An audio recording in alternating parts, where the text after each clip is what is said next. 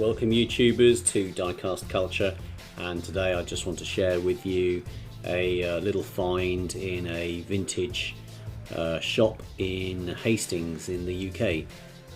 This is a Matchbox International and it's simply described as ambulance on the base.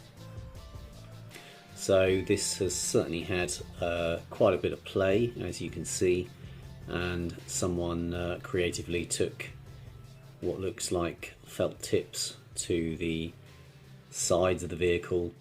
And yeah, I like the paint scheme, if somewhat crudely done. I'm going to clean this up.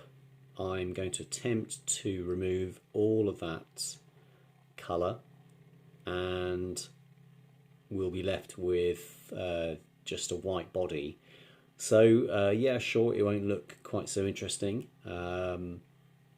but yeah, let's see how it goes.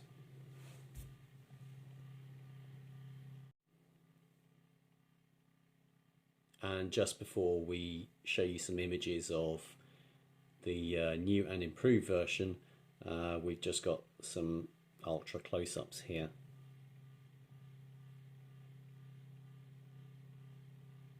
What was nice about Matchbox in those days is that the bases were, the standard bases were made of metal, although the back doors on this are plastic.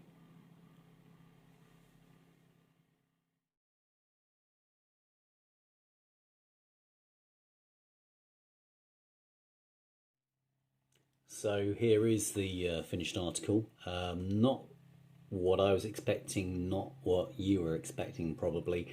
What I found is when I was removing the paint with nail varnish remover, which I think is probably the most effective, we've been left with the paint that's literally sunk into the coat of the original white.